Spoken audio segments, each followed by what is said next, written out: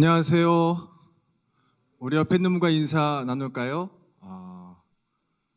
당신은 하나님의 사랑의 사도입니다. 우리 옆에 있는 분과 인사 나누겠습니다. 당신은 하나님의 사랑의 사도입니다.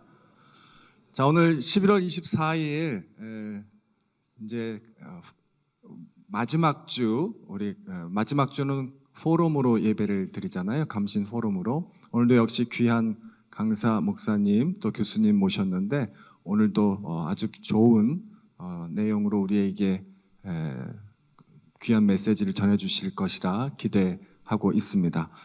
이 시간에 첫 시간으로 우리 에이렌의 우리 남성 중창단 나오셔서 함께 찬양 드리도록 하겠습니다.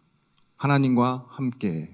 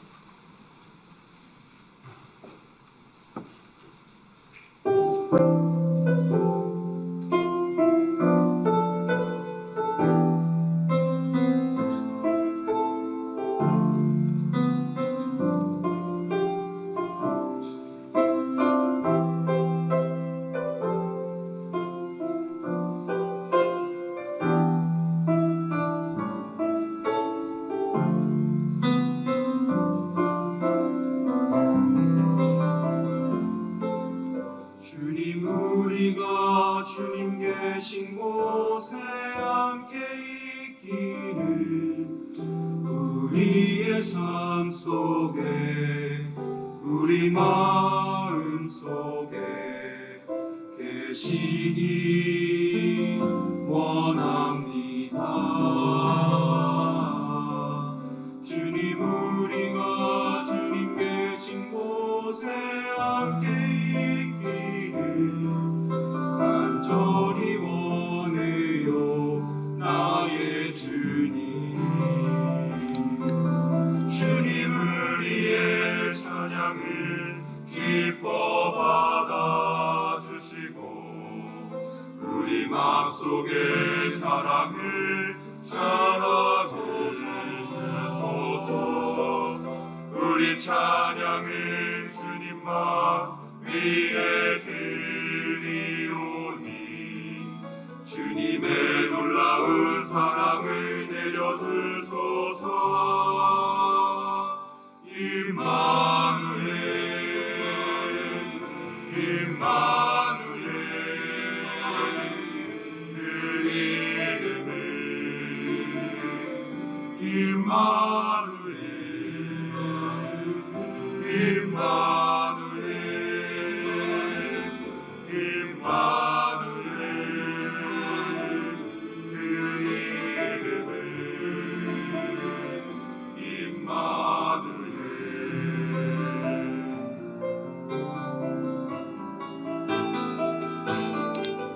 주님 우리가 주님 계신 곳에 함께 있기를 우리의 삶 속에 우리 마음 속에 계시기 원합니다. 주님 우리가 주님 계신 곳에 함께 있기를 간절히 원해요 나의 주님. 주님 우리의 찬양을 기뻐 받아주시고 우리 마음속에 사랑을 자라주소서. 우리 찬양은 주님만 위해 드리오니 주님의 놀라운 사랑을 내려주소서.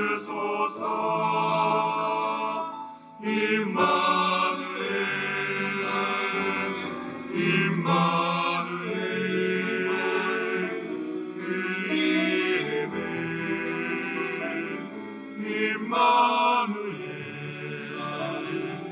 임마누엘 임마누엘 그 이름은 임마누엘 임마누엘 임마누엘 그 이름은 임마누엘 임마누엘 임마누엘 그 이름은 임마누엘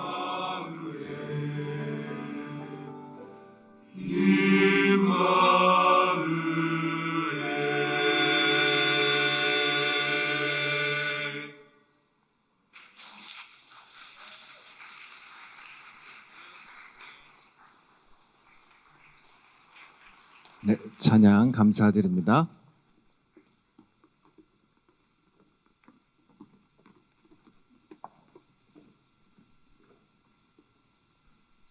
우리 잠깐 기도드리겠습니다.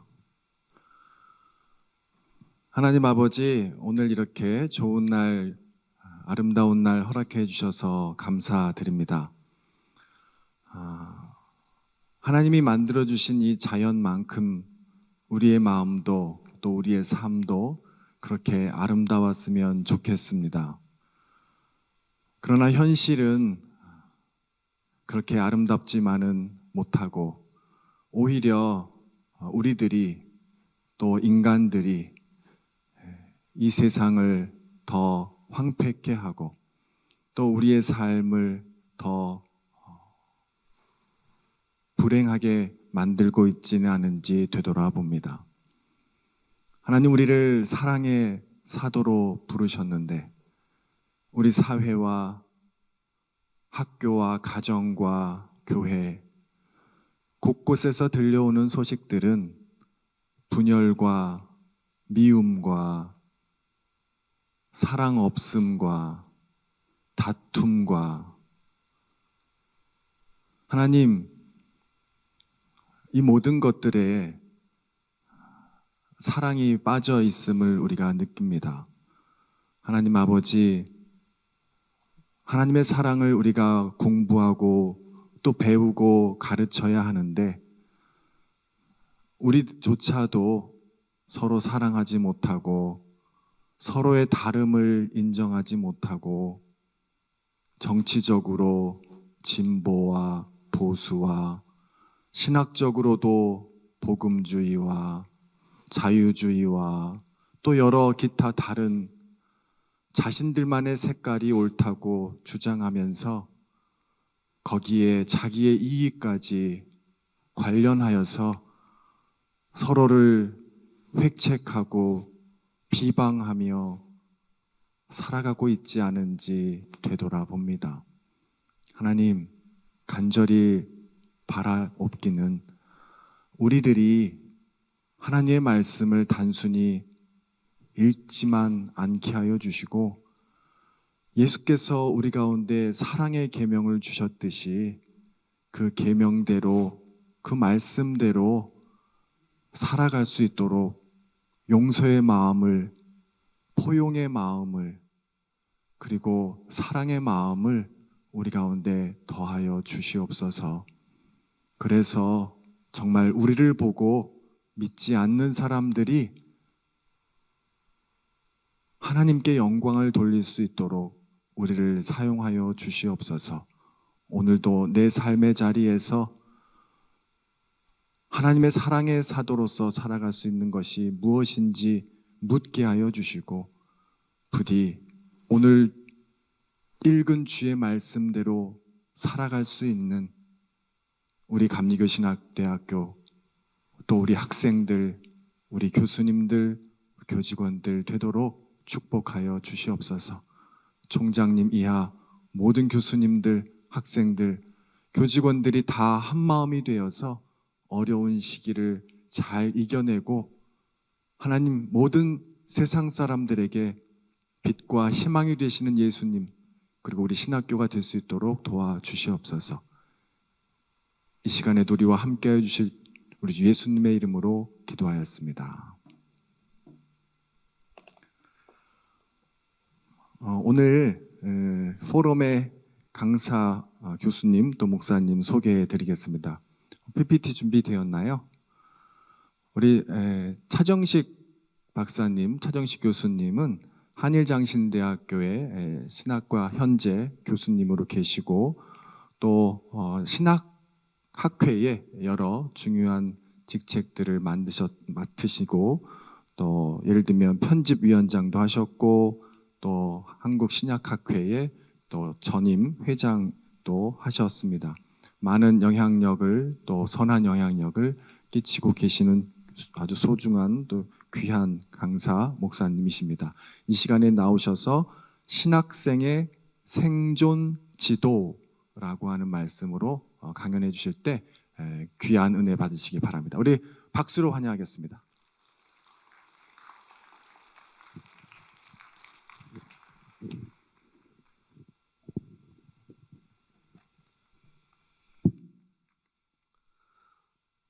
여러분 반갑습니다.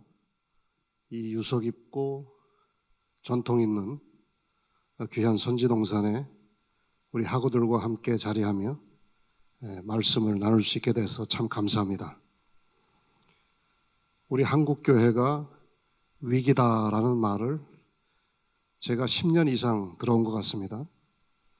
그리고 우리 신학교도, 우리 신학대학도 옛날에 비해서 학생들이 많이 오지 않고 많이 침체되는 것 같다. 우리 신학자들, 신학대학교 교수들이 모이면 주로 그런 거를 화제로 삼아서 우려하고 걱정하는 얘기들을 많이 하고 또 듣습니다. 그렇지만 여러분들은 이미 자원하여 하나님께서 부르셨다는 그런 소명감을 가지고 나름의 사명을 감당하기 위해서 이렇게 왔는데 이런 얘기를 자꾸 하거나 또 위기다 하면서 위기 담론을 자꾸 퍼뜨리면 김이 빠지는 것 같아요. 그래서 우리가 주어진 현실은 냉철하게 직시해야겠지만 그 현실에서 우리 신학생들이 그 앞길을 개척해 나가고 또 담대하게 우리가 받은 바 그 사명을 감당할 수 있는 생존 지도가 있다면 무엇일까? 저는 지도를 가지고 길을 찾아다니면서 여행을 참 많이 했는데요. 그때마다 참 이 지도라는 게 얼마나 중요한지 깨닫곤 했어요. 요새는 뭐 내비게이션이 또 그런 문제를 많이 해결해 줍니다만 여하튼 우리가 이러한 위기 상황에 대해서 특별히 코로나 3년 지속되면서 우리 교회와 또 신학대학도 많은 타격을 받았다는데 거기에 대한 분석도 필요하고 진단도 필요하겠지요. 그렇지만 그러한 위기 상황에서 그 위기와 함께 위기 가운데 빠져 죽지 않고 또 힘들다고 탄식만 하지 않고 그 위기를 넘어서고 극복하면서 살아가는 법을 터득해야 하지 않겠는가 하는 생각이 듭니다. 그래서 다양한 해법을 우리가 제시하면서 토론도 해야겠고 어떤 것이 더 타당하고 바람직한지 우리가 선택도 해야겠지요. 아직 목회나 선교 현장에 우리가 풀타임으로 본격적으로 나가지 않은 상태에서 훈련받고 있지 않습니까? 이런 훈련받고 있는 우리 신학생들에게 교회와 관련해서 또 교회를 둘러싸고 있는 이 세상의 현실과 관련해서 참 생존 지도가 필요하겠다. 그런 것이 있다면 무엇일까? 제가 고민을 하다가 마태복음 13장에 나오는 예수님의 두 비유 13장 44절에서 46절의 그 비유의 말씀을 나름대로 해석하면서 오늘날 우리 신학생들이 의지하고 참조할 생존 지도가 이 비유의 말씀 그 틈새에 숨겨져 있지 않을까라고 생각을 했습니다. 그래서 그 비유의 말씀을 곰곰이 한번 묵상하고 또 분석도 하고 함께 나누면서 저와 여러분이 21세기 우리 한국의 교회를 섬기고 또 여기저기 복음을 전파하는 말씀과 성례의 종으로서 신실한 청지기가 돼서 우리의 앞길을 지혜롭게 헤쳐나갈 수 있었으면 참 좋겠습니다. 이 비유는 한 땅 파면서 농사 짓는 농부가 주인공으로 등장하는데 천국이 바로 이 농부와 같다, 이 사람과 같다라고 운을 떼십니다. 그래서 이 사람이 무슨 일을 어떻게 했기에 이 짧은 비유 속에 우리 신앙의 목표요, 삶의 목표인 천국이 그거와 같다고 그렇게 비유를 했을까? 한번 여러분의 상상력을 발동해 보시면 좋겠어요. 이 사람이 어느 날 땅을 파는데 연장으로 팠겠죠. 딱 하는 소리가 들려가지고 재수없이 또 거기 바위가 박혀 있나? 저도 땅 파는 경험을 많이 해봐가지고 삽으로 삽질을 하며 땅 파다가 삽이 잘 안 들어가면 대개 밑에 바위가 있어요. 그래서 이렇게 흙을 제거해 보니까 웬걸요? 무슨 박스 같은 게 들어있는데 그 박스를 열어보니까 거기에 금과 은과 온갖 귀중한 보화가 잔뜩 들어있다는 거예요. 예수님이 막연하게 그런 상황을 상상하시면서 이런 말씀을 하신 게 아니고요.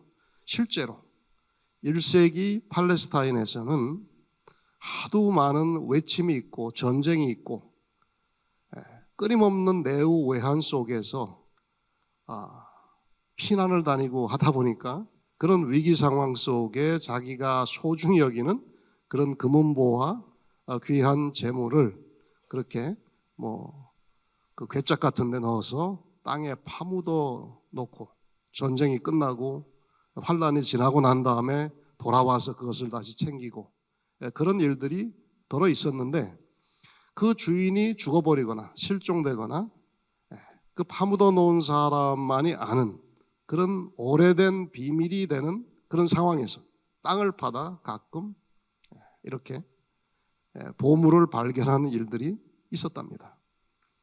제가 터키 지역에 성지순례 가면서 그 요한계시록에 나오는 7교회 중에 한 교회가 있었던 곳에 갔더니 몇십 년 전만 해도 여기저기 다니다가 그 수천 년 전에 만들었던 금화, 은화 이런 걸 가끔 발견하는 일들이 있었다고 해요. 그거 발견하면 땡 잡는 거죠. 물론 신고를 해야 모범생이지만 여기서 이 농부는 그런 모범생이었을까요? 그래서 어떻게 했겠어요? 여러분 한번 상상력을 발동해 보세요. 제가 좀 상상해 보니까 입이 쫙 벌어지고 눈이 휘둥그레졌겠죠. 아니 이게 웬 떡이야? 그리고 어떻게 했겠어요? 그 다음에 주변을 두리번거리면서 표정 관리를 했겠죠. 누가 주변에서 보는 사람 없나? 근데 아무도 보는 사람이 없었는지 그 다음에 수순은 뭐였겠어요? 흙으로 다시 그대로 덮어놨겠죠.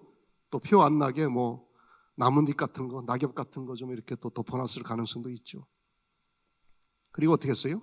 집으로 돌아가서 있는 재산 없는 재산 다 탈탈 털어가지고 나름대로 펀드를 조성해서 그 땅의 주인, 그 밭의 주인한테 가서 그 땅을 사서 자기 것으로 그 보물단지가 있는 그 땅을 자기 것으로 만들었다는 거예요. 우리가 바른 생활, 도덕 과목 성실히 잘 들은 모범 학생은 도덕주의의 관점에서 어떻게 해야 했겠어요? 당연히 그 보물이 그 땅 속에 있었으니까 땅 주인한테 가서 신고를 하든가 무슨 경찰서에 가서 신고를 하든가 했겠죠. 근데 그런 얘기 없어요. 그래서 모든 있는 거 없는 거 다 끌어모아 가지고 펀드를 만들어 가지고 그 땅을 통째로 사버렸다는 거예요. 자기 것으로 만들었다는 거예요. 아마 그 매입 자금이 부족해서 여기저기 좀 꽂는지도 몰라요. 그런 얘기는 없어요. 자, 팔레스타인에서 특별히 농토가 비옥했던 갈릴리에서 살았던 유대인들은 원래는 다 땅이 있었어요. 조상들한테 물려받은 땅이 있었는데 사는 게 버겁고 자꾸 빚을 지다 보니까 그 빚의 담보로 조상들한테 물려받은 땅을 그 저당물로 잡혔던 거죠. 그리고 빚을 갚지 못하니까 결국 땅이 날아간 거죠. 빼앗긴 거죠. 그래서 다들 자장농들이었는데 소장농으로 전락해서 뼈 빠지게 일하면서 땅을 파고 농사를 졌는데 얼마 소출 나온 거 1세기 팔레스타인 로마 제국의 식민 통치를 받고 있었죠. 인두세다 뭐다 해가지고 그쪽으로 세금 뜯기고, 또 종교적으로는 예루살렘의 성전을 중심으로 한 이 성전 귀족들, 무슨 대제사장 뭐 산헤드린, 거기에 또 성전세다 뭐다 해가지고 세금을 내다 보니까 또 뜯기고, 여기서 뜯기고 저기서 뜯기고, 그래서 자기 식구들 목구멍에 풀칠하기도 어려운 형편 속에 소장농으로 산다는 것은 마지못해 사는, 그래서 에이 이판사판이다, 이렇게 주구나 저렇게 주구나, 죽는 건 매 한 가지, 좀 화끈하게 살다 죽자 해가지고 소장농의 농사를 때려치우고 여기저기 도적이 되거나, 또 젤로 땅에 그 창과 칼을 든 이 독립투쟁 운동에 헌신하거나, 이도 저도 하지 못하는 사람들은 집도 절도 없이 유랑민처럼 떠들면서 예수님께서 말씀하셨듯이 목자 없는 양떼처럼 갈 바를 알지 못하고 떠돌아다니는 그런 나그네 신세 또는 거렁뱅이 신세가 되었던 거죠. 그런데 이 소장농인 이 비유의 주인공은 그래도 열악한 상황이지만 참 농사진 보람이 없고 마지못해 하는 농사였지만 그 농사일을 포기하지 않았다는 거예요. 자, 저는 여기에 우리 신학생의 생존지도 하나가 있다고 봅니다. 그는 역사적인 위기 상황에서 또 자기 일상의 노동이 대접받지 못하고 보람을 찾을 수 없는 너무나도 열악한 이 생존의 현실 속에서 열악했음에도 불구하고 소장농으로서 자신의 일상의 노동을 포기하지 않고 때가 되면 땅을 파고 거기에 씨를 뿌리는 노동을 지속해 나갔다는 거예요. 농사짓기를 포기하지 않았다는 거죠. 그 일상의 팍팍한 현실을 감내하면서 꾸준히 자신이 농부로서 해야 할 일을 했다는 거예요. 그때 기적 같은 은혜로 쥐구멍에 볕이 들듯이 이 소장농에게 쨍하는, 마치 로또 당첨되는 듯한 엄청난 행운의 은총이 임했다는 거죠. 이런 것들이 날마다 임하면 얼마나 좋겠어요. 우리가 이 감신대 뒷동산에서 땅 파면 뭐 이런 게 막 나고 그러면 얼마나 좋겠어요. 근데 그렇지 않잖아요. 우리 현실은 평생 한두 번 나에게 아주 특별한 기회로 은총의 선물로 있을 법한, 한두 번 생길 법한 그런 특별한 기회입니다. 제 아버님이 지금 86세인데요. 저한테 가끔 그런 얘기를 하세요. 정씨가 아버지의 80년 넘는 생을 돌이켜보니까 내게도 쥐구멍에 쨍하고 볕이 들 만한 굉장히 중요한 인생의 어떤 변곡점에 그런 기회가 한두 번 스쳐 지나갔는데 그때 당시에는 그걸 기회로 생각하지도 못하고 그냥 막연하게 생각했다가 그런 한두 번의 기회, 굉장히 중요한 기회였는데 놓쳐버렸다고. 그러면서 항상 토를 다셔요. 그 왜 놓치셨어요? 물으면 엄마 말을 안 들어서 놓쳤다고. 엄마 말을 안 들어서 놓쳤다고. 자, 여러분들도 그렇고요. 저도 그렇고요. 우리의 평생 뭐 70을 살든 80을 살든 이런 한두 번에 있을 법한 기회가 있는 것 같아요. 은총, 은혜라는 게 뭡니까? 이 농부의 경우 마찬가지로 뭐 그냥 내가 뼈 빠지게 일하고 노동하고 거기에 대한 보답으로 합리적인 결과로 주어지는 게 아니라 내가 노력한 거와 전혀 무관하게 공짜로 어떤 행운의 기회처럼 주어지는 거, 그게 은총이고 은혜 아니겠어요? 우리가 뭐 잘난 것이 없는데 구원받기 위해서 빠동빠동거리면서 뭐 대단하게 투자한 것도 없는데 하나님께서 당신의 아들을 이 땅에 보내시어서 계속의 은총으로 우리를 구원해 주신다는 거예요. 그런 게 바로 은총이죠.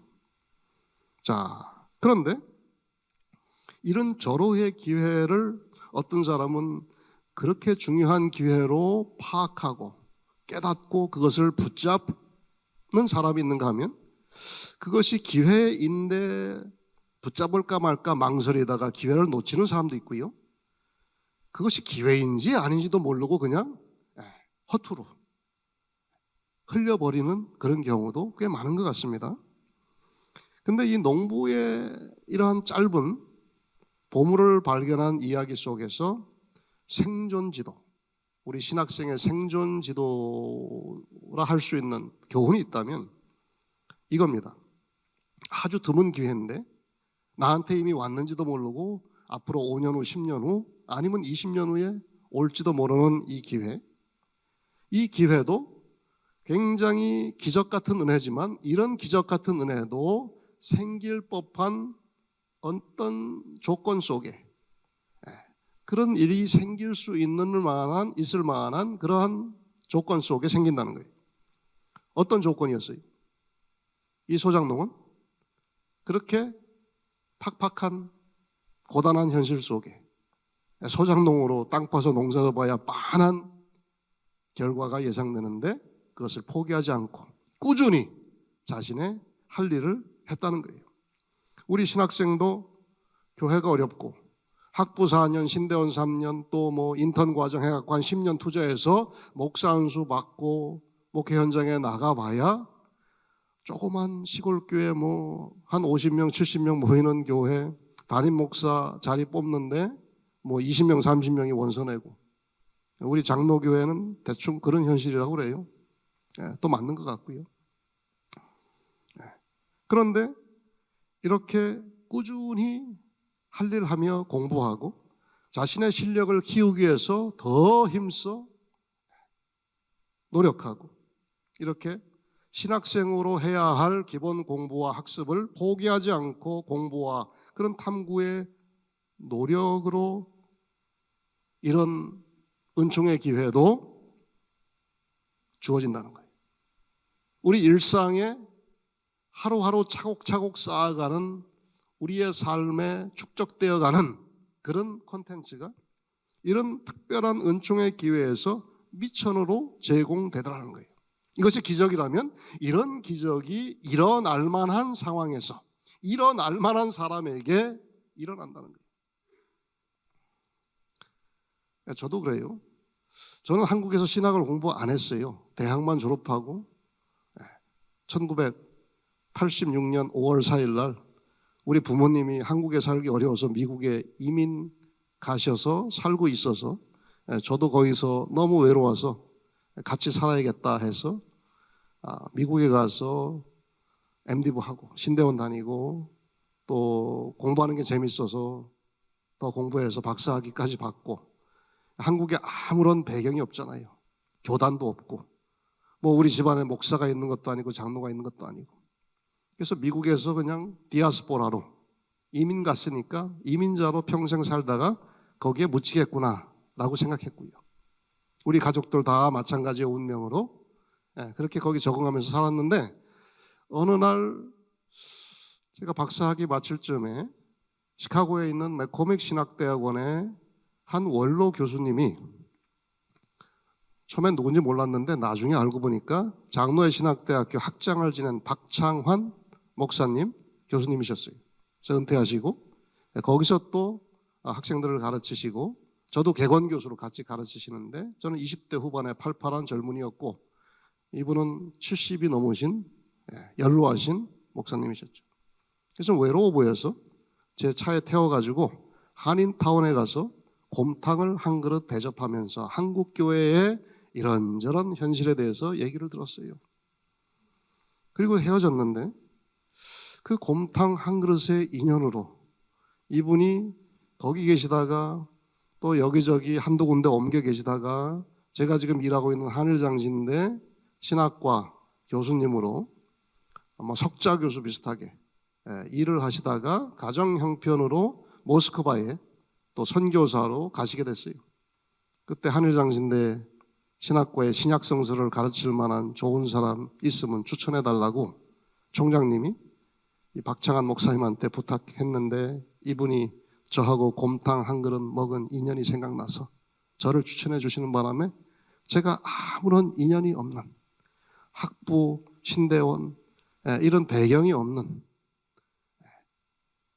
성골도 진골도 아니고 육두품도 못 되는 아론의 백그라운드가 없이 멜기세대의 반차를 타고 낙하산 타고 이 한국 땅에 왔어요. 한번 보세요. 감신대도 그렇고 장신대도 그렇고 다 거기에 학부를 다녔던 신대원을 다녔던 한 발 또는 두 발 다 걸치고 있잖아요. 그런 배경 없이 여기에서 일자리를 얻어서 이렇게 저같이 27년째 일하고 있는 사람은 아마 1%도 안 될 겁니다. 한국의 신학대학에. 그래서 제가 그때 공부를 계속 할지 말지 고민을 많이 했어요. 다른 애들은 신대원 3년 졸업하고 안수받아서 부목사가 돼가지고 여기저기 일하고 또 나름대로 경제적인 형편도 피고 결혼도 하고 그러는데 나는 나이 30이 다 됐는데 그때는 30살 넘으면 이제 노총각 취급받던 시대였어요. 이거 해가지고 뭐 내가 여기 영어 잘하는 미국 신학교에 취직을 할지 한국에 나가자니 한국에 아무런 뭐 배경이 없지. 그래서 제가 너무 외롭고 서러워서 맨날 도서관과 또 클래스룸과 그리고 제가 살던 기숙사를 왔다 갔다 하던 일상이 반복됐는데 때려치울까 하는 유혹을 몇 번 받았어요. 그러다가 어느 날 제가 도서관 가다가 루터란 신학교 앞에 있는 소방서 앞에 전봇대 머리를 찌우면서 너무 10년간 혼자 버티는 게 힘들고 외로워서 머리를 찌우면서 길가에서 대성통곡을 하다가 제가 읽은 성경 구절이 떠올랐어요. 눈물로 씨를 뿌리는 자는 기쁨으로 단을 거두리라. 구하라 주실 것이요 찾으라 얻을 것이요 문을 두드리라 열릴 것이라. 그 말씀이 떠올라서 눈물을 닦고 위로를 받고 도서관에 가서 이왕 여기까지 온 거 한 1, 2년, 2, 3년 더 수고해서 논문을 써서 끝장이라도 보고 뭐 그 다음에 어떻게 될지 두고 보자. 도중에 포기하면 안 되니까. 뭐 사나이가 과도를 뽑았으면 고구마라도 깎든지 뭐 사과라도 깎든지 해야지. 깎다가 말면 뭐가 되겠나 싶어가지고. 그래서 그렇게 고생해서 한 1, 2년 더 고생해 논문을 쓰니까 쓰자마자 이제 곰탕 한 그릇의 인연으로 국제전화가 와가지고 여기서 차 박사님을 좋은 조건으로 스카웃하고 싶다고. 그래서 제 아내와 함께 스카웃돼서 왔어요. 그런데 그때 그것이 땅을 파다 보물을 발견하는 좋은 기회였는지 몰랐는데 아이고 시골에 있는 거 조그만 학교 가서 뭔 고생하겠냐고 미국에서 나하고 같이 이 넓은 땅에서 같이 일하자고 저를 붙잡는 같이 졸업한 시카고 대학의 그 동료 우리 학우도 있었지만 뭐 앞으로 모든 게 불확실하고 힘들었지만 아브라함도 그랬을 것 같아요. 낯선 땅을 가는데 지도도 없고 어쪽으로 가야 할지 갈 바를 알지 못했는데 믿음만 의지하고 나아갔다는 거 아니에요.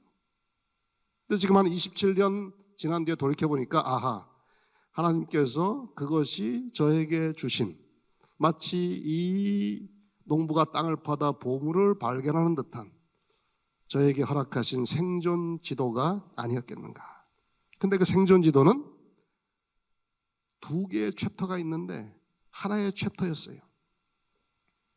그런 기회가 그 당장에 깨달아지는 것도 아니고 늘 있는 것도 아니니까.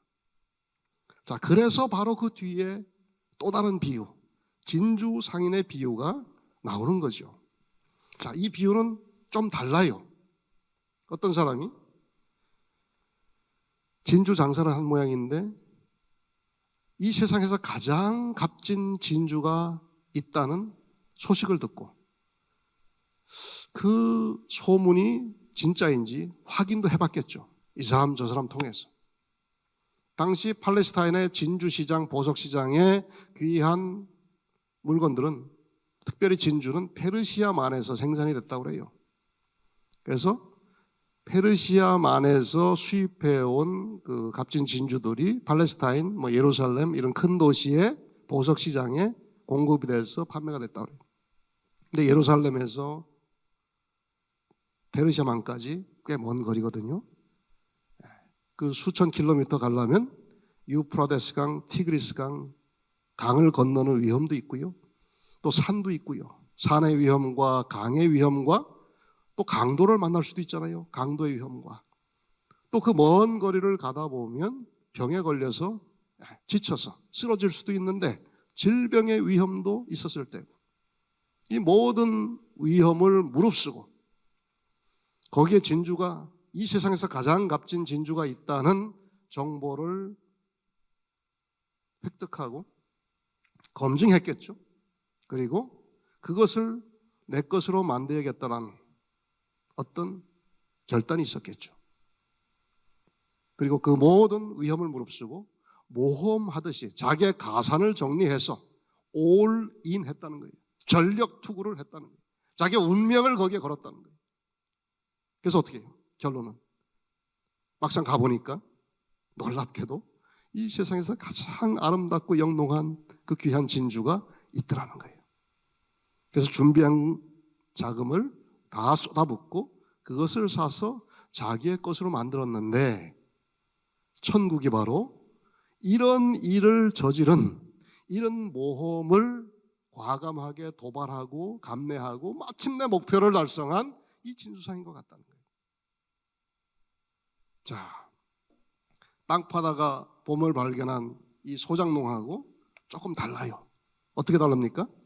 여기에는 정보력이 개입합니다. 그죠? 그런 소식을 들었어요. 그리고 그 정보를 검증했을 거예요. 그리고 꼼꼼하게 준비했어요.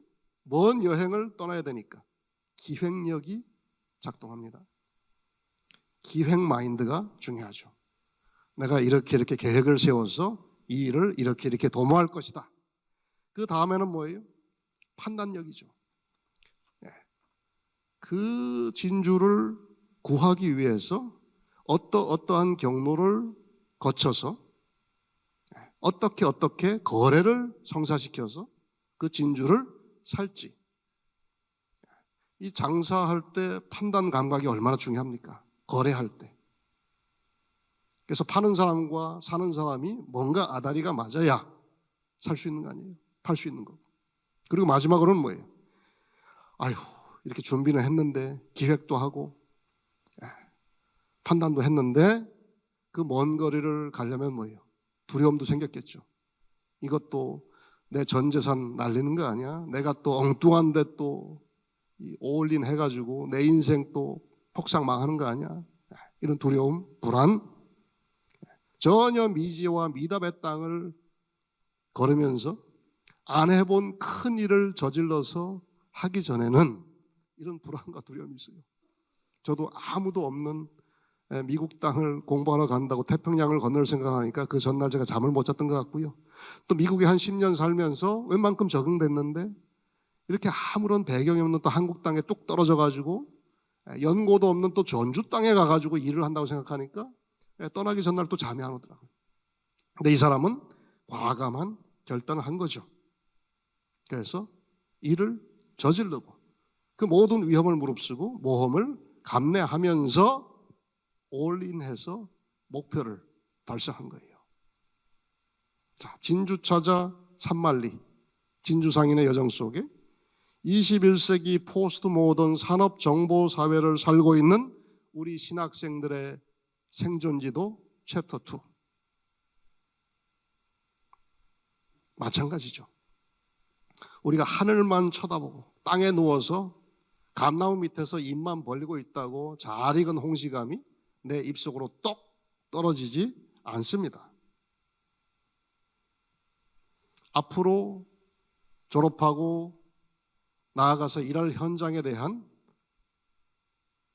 세밀한 정보를 입수하고 그 정보를 검증하고 분석하고 판단하고 그리고 내가 가장 잘하고 내가 또 좋아하고 나의 달란트를 최대한 발휘해서 내가 어떤 사역을 할 때 가장 풍성한 열매를 맺을 수 있겠구나. 뭐예요? 기획하고 판단해서 결단할 때 그래서 현장에서 필요한 자격 조건을 구비할 때 실력을 갖추기 위해서 꼼꼼하게 우리가 성실하게 자기 자신을 자격 조건을 갖출 때 또 마침내 위험 요소가 있고 아직 내가 바깥에서 준비했지만 막상 속으로 들어가 보면 여러 가지 불안한 요소도 있고 그때 우물쭈물하게 되거든요. 이렇게 할까 저렇게 할까. 그래서 그 중에 한 가지를 꽉 붙잡고 위험을 무릅쓴 모험의 대장정에 화끈한 결단을 할 수 있을 때 요즘에 결정장애가 있는 사람들이 꽤 많아요. 어떡하지 이럴까 저럴까 이것도 결정을 못하고 저것도 결정을 못하고 시간만 허비하면서 마치 목표 없이 떠돌아다니는 부엽초처럼 그래서는 안 된다는 거죠. 이 진주상인처럼 산과 강의 위험, 강도의 위험, 질병의 위험을 무릅쓴 그 가장 진귀한 진주를 얻고자 하는 이 모험의 결단이 그 목표를 이룰 수 있다는 거예요. 그래서 우리에게는 우리가 노력한 만큼도 아니고 어쩌면 전혀 노력한 것과 무관하게 쥐구멍에 쨍하고 볕이 들듯이 어느 날 이렇게 불우한 소작농이 자신의 농사 노동을 포기하지 않고 땅속에서 보물을 발견하는 기적의 은총도 필요하고요. 또 그 일반의 은총을 아주 희귀하지만 얻기 위해서 하던 일을 꾸준히 포기하지 않고 지속해 나가는 성실한 우리 일상의 관리가 필요하다는 거예요. 동시에 이 소작농의 은혜에만 매달리면 안 되는 거죠. 하나님께서 주신 지성을 활용해야죠. 하나님께서 주신 우리의 의지를 가지고 결단을 해야죠. 계획이 필요하고 정보가 필요하고 분석할 수 있는 치밀하고 섬세한 감각이 필요하고 그리고 마침내 결단하고 결행하여 그것을 행동으로 옮길 때 하나님께서는 그렇게 준비된 그릇을 준비된 현장에 투입해서 쓰시지 않겠습니까, 여러분? 눈물을 흘리며 씨를 뿌리는 자가 기쁨으로 단을 거둔다는데 말이에요. 그래서 예수님께서도 구하라 주실 것이요 찾으라 얻을 것이요 문을 두드리라 열릴 것이라 했는데 그것을 원문에 맞게 좀 달리 번역하면 이런 뜻이에요. 이 세상에서 많은 사람들이 하던 대로 무비판적으로 관성적으로 끌려가지 말고 너만의 창의적인 질문을 던져라. 그럼 그 답이 주어질 것이다. 그리고 이 세상에 감추어진 하나님 나라의 풍성한 비밀을 향해서 게으르지 말고 성실하게 진지하게 탐구하고 탐색하라. 그럼 내가 찾고자 하는 그 진리, 그 비밀의 속내가 너에게 밝혀지고 발견될 것이다. 그리고 문을 두드리면 저 문이 열릴지 안 열릴지 막연한데 막상 두드려 보면 십중팔구 그 안에 누가 있어서 문이 열리더라 이거예요. 안 열리는 건 뭐예요? 시행착오죠. 시행착오. 우리 인생에 시행착오가 없을 수 없죠. 그렇지만 더 많은 경우 열리더라 이거예요. 예수님께서 이 말씀으로 이 땅의 신학생들에게 담대한 믿음을 가지고 담백한 낙관주의의 신앙으로 그 열정으로 현장과 부대껴 가면서 자신의 실력을 키우고 준비된 그릇으로 일상의 학업의 노동을 포기하지 않고 히라보를 열심히 배우고 히브리어를 열심히 배우고 기초를 탄탄히 하고 또 더 열심히 공부하고자 하는 학생은 영어나 독일어나 이런 기초 학문을 열심히 해가지고 우리 한국말로만 책을 읽는 게 아니라 다양한 외국어로 책을 읽으면서 그렇게 실력을 갖춰 나갈 때 이 소장농에게 베풀어준 아주 희소한 이 보물을 발견하는 드문 은총도 주어질 수 있는 것이고 그것을 그 귀한 것으로 발견할 수 있는 것이고 이 진주상인처럼 그렇게 꾸준히 정보력과 기획력과 판단력과 결단력을 가지고 자신의 앞길을 개척해 나갈 때 위험 요소도 있고 또 뭐랬어요? 시행착오도 있을 수 있어요. 그렇지만 더 많은 경우 문이 열리더라 이거예요. 진지하게 찾고자 앞으로 나아가니까 하나님 나라의 진리와 그 놀라운 비밀이 여기저기서 툭툭 튀어나오면서 내 앞에 발견되어지더라 이거예요. 이렇게 두 챕터의 생존 지도를 장착해서 여러분들이 학부생이든 신대원생이든 열심으로 훈련받고 실력을 갖춰서 이 세상을 향해서 또 하나님께서 맡겨주시는 교회를 향해서 담대한 믿음으로 창의적인 상상력으로 이 세상의 주류 가치에 끌려다니지 말고 창의적으로 불화하는 그런 놀라운 역동적인 믿음으로 이 세상과 싸우며 이 세상에 살되 이 세상을 이겨내는 놀라운 믿음의 증인들이 다 될 수 있길 주님의 이름으로 축복합니다.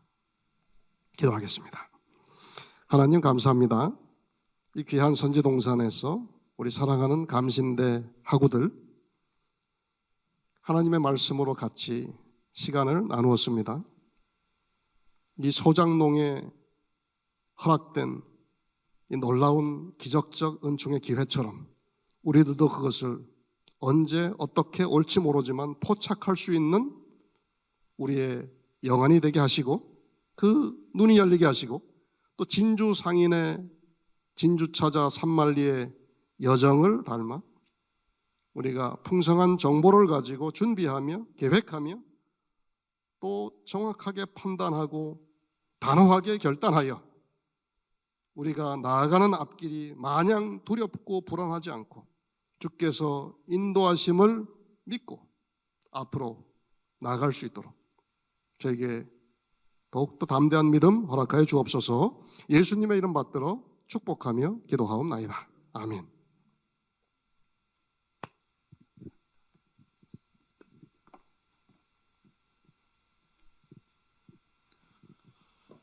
예, 귀한 강연 말씀 감사드립니다.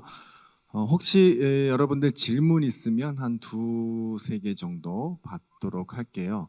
저는 우리 교수님 말씀 들으면서 두 가지 우리 신학생의 생존 지도 챕터 1과 챕터 2를 어떻게 머릿속에 딱 넣을까 이렇게 고민을 했습니다. 좋은 말씀 내용들이 있었는데 첫 번째는 제 나름대로는 요약하면 인내하면서 꾸준하게 자신의 길을 걸어가야겠다라는 것으로 생각을 했고요. 인내. 두 번째는 성실함, 즉 모든 정보 그리고 계획 그리고 내가 뭘 좋아하는지 등등 그런 것들을 잘 기획해서 하는 능력들을 갖추면 우리를 위한 그런 하나님의 은혜가 거기에 더 임했을 때에 우리가 어떻게 가야 할지를 더 찾지 않을까 그런 생각이 듭니다. 혹시 질문 있으면 우리 차정식 교수님께 질문 받도록 하겠습니다.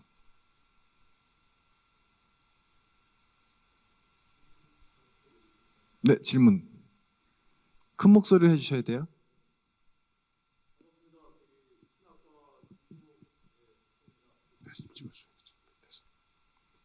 예, 말씀하세요.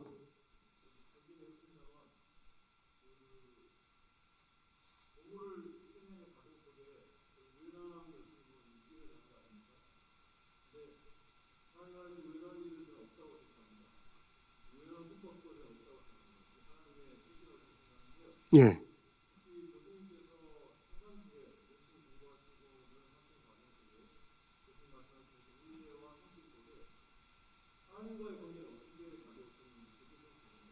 예. 그 요새 신학생들 또 우리 신학자들이 좋아하는 말 중에 아마 판넨베르크라고 하는 그 신학자가 그런 말을 쓴 것 같은데요. 우발성의 은총이란 말을 종종 합니다. 그래서 하나님의 그 큰 섭리 속에서는 우발성도 필연성이고, 그죠?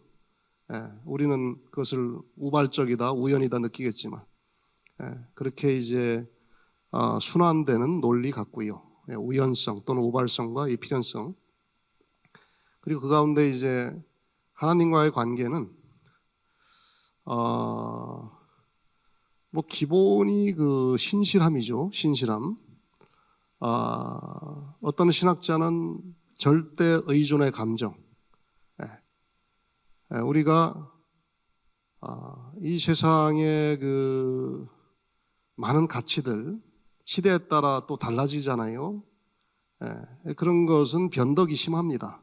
또 사람도 뭐 의리를 따지고 충실성을 따지만 사람도 변덕이 심하고, 그런데 변덕이 심하지 않고 우리를 이 땅에 생명으로 내셔서 끝까지 책임지시고 우리를 포기하지 않는 우리의 창조주 하나님을 향한 절대로 의존하고 절대로 신뢰하고자 하는 그런 믿음, 그것이 이제 예수 그리스도를 통한 언약 관계 속에서 신실함의 자세로 나타나는 경우, 그것이 저는 바람직하다.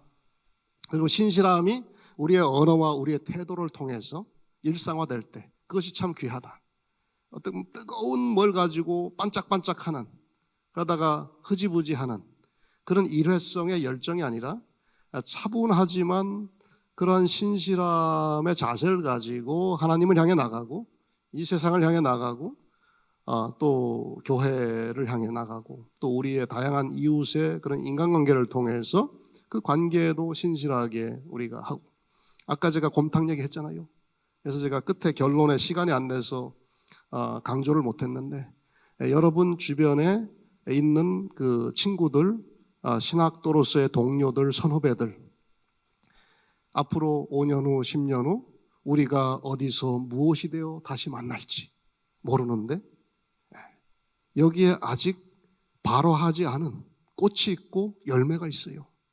그래서 극진하게 하나님을 대하듯이 신실함으로 친구들, 동료들, 우리 교수님들 그 관계를 잘 갈무리하시고 잘 유지하시고, 곰탕 한 그릇의 인연이 저에게 땅 파다가 보물단지 발견하는 그런 특별한 은총의 기회로 주어졌다고 저는 믿는데, 여러분 밥 한 그릇 같이 먹은 여러분 주변의 친구들, 선후배들, 우리 선생님들, 교수님들, 나중에 어떻게 여러분의 인생의 그 여정을 끌고 갈지, 어떤 매개 변수가 될지, 어떤 우발성의 은총으로 여러분 옆으로 다가올지, 또는 그것이 악연이 돼가지고 뒤집을지 아무도 몰라요. 늘 근신하고 조신하는 마음으로 그런 신실함, 그 신실함의 일상화, 또 그것이 우리의 태도를 통해서 극진하게 나타날 때, 제스처가 아니고 체질화될 때 하나님께서 그런 사람들 반드시 귀하게 쓰실 것 같습니다. 저는 그렇게 믿어요. 예. 네, 감사합니다. 가시지 마시고요. 축도해 주시면 좋겠고요. 시간이 부족해서 여러분 질문은 여기서 마치기로 하고요. 인사를 어떤 인사를 할까 고민했는데 옆에 있는 분에게 이렇게 인사했으면 좋겠어요. 당신은 나의 보물입니다. 이렇게 인사할까요? 우리 다 같이 일어서셔서 옆에 있는 분들에게 인사하겠습니다. 당신은 나의 보물입니다. 우리 차정식 박사님 축도하심으로 예배를 마치도록 하겠습니다. 이제는 우리를 대속의 은총으로 아무 공로 없이 구원해 주신 우리의 영원한 주님 예수 그리스도의 크신 은혜와 우리의 생명을 이 땅에 내시고 풍성하게 누리며 살게 해주신 창조주 하나님의 극진하신 사랑과 우리로 하여금 이 세상에서 또 이 캠퍼스에서 하나님의 말씀으로 끊임없이 생각나게 하시고 깨닫게 하시고 또 우리를 준비하게 하시는 성령님의 감동, 감화, 교통하심이 오늘 이 감리교신학대학교 채플의 자리에 모인 모든 학우들의 머리 위에 또 그들이 개척해 나아갈 그 목회와 선교 사역의 그 앞길 위에 이제로부터 영원까지 함께 하시옵기를 간절히 축원하옵나이다. 아멘.